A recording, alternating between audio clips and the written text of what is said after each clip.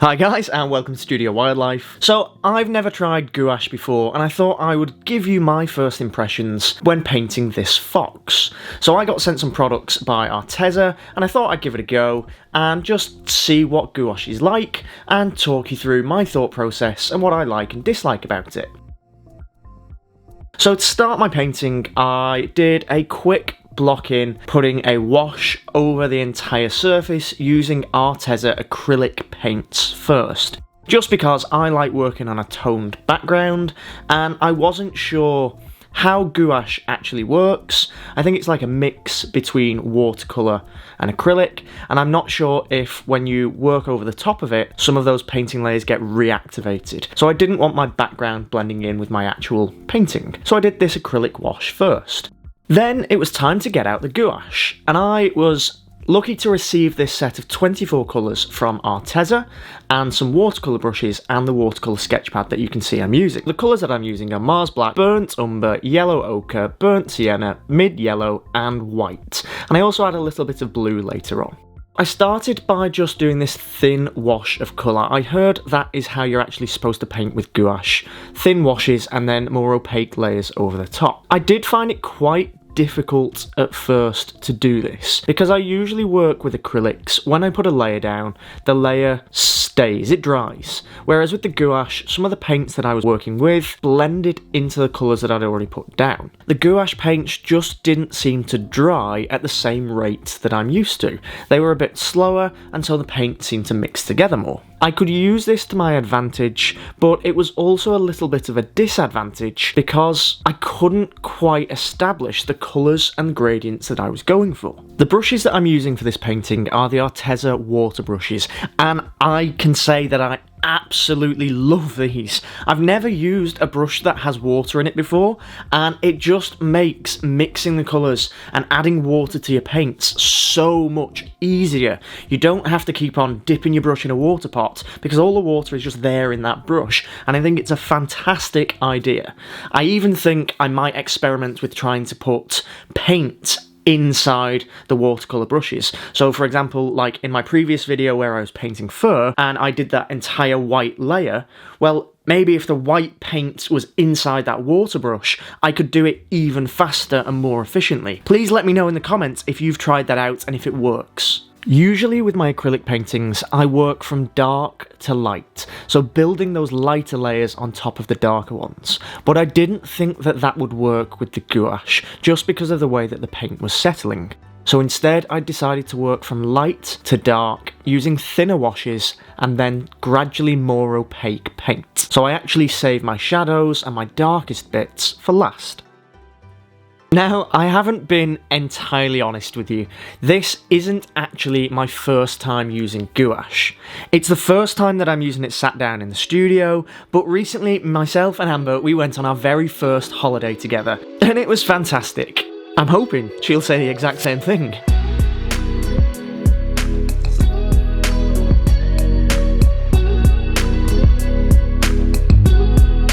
So while we were on holiday, I thought I would use it as an excuse to just practice some paintings and just have a little bit of fun with paint. I also got Amber a set as well, and we both did some little paintings sat by the pool, on our balcony, and by the beach. Some of you might be like, Daniel, do you actually ever stop doing art? And yeah, don't worry, it wasn't all art.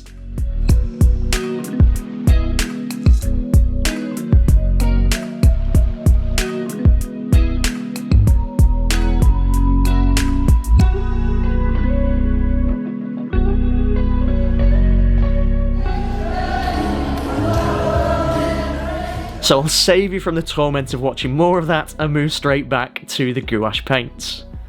If you've watched my other videos, you'll know that I am a massive fan of glazing, and I think glazing is one of the best techniques out there.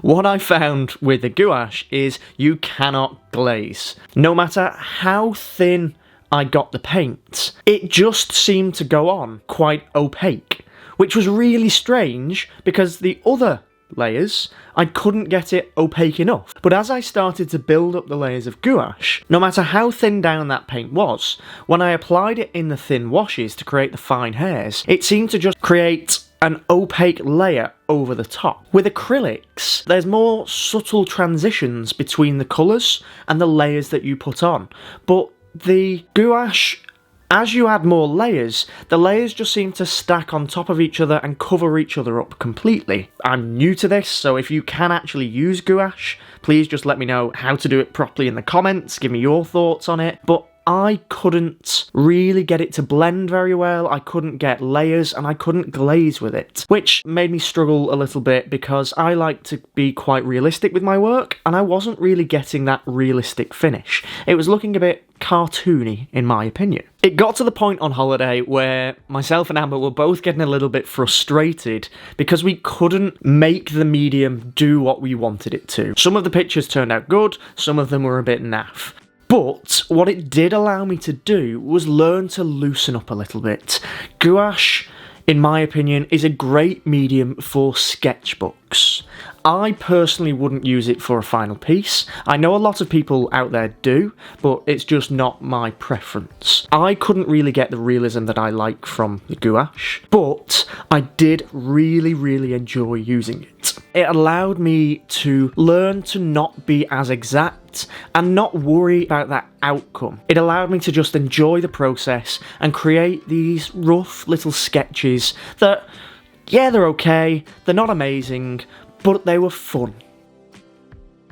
One thing I was worried about with the gouache was the white paint not really being bright enough, and I thought I would have to use a layer of white acrylic over the top. But I was actually very pleasantly surprised with how the paints went down, the saturation of the paints, and the quality of the paints. And I found that the white was intense enough. However, the white wasn't as intense as an acrylic white would be. I don't know whether that's just the brand of the gouache that I was using, but from the way that it was going down and the two brands that I've now used, the colours do seem to get a little bit washed out as you put them down. So they dry a little bit darker and a little bit more washed out than when you put them on, and that does have a bit of an effect on what you think the painting's going to look like versus what it actually looks like in the end. If you do like to use sketchbooks, I do highly recommend getting a set of gouache paints. They are really fun, really enjoyable to work with, and you can create some fantastic artworks with the gouache. I just don't know how to do it. What painting of mine wouldn't be complete without a few toothbrush splatters? So just using that acrylic paint once again, I just use that toothbrush to flick some of that paint all over the surface of the paper. I have a full real-time video of this painting up on my Patreon channel. I'll pop a link to that in the description, and I talk a little bit more in detail about my experience with the gouache paint. Here's the video that I was talking about earlier, where I go through a brand new, easy technique for painting realistic fur, so make sure to go and check that out. As always, thank you so much for watching, and I'll see you next time.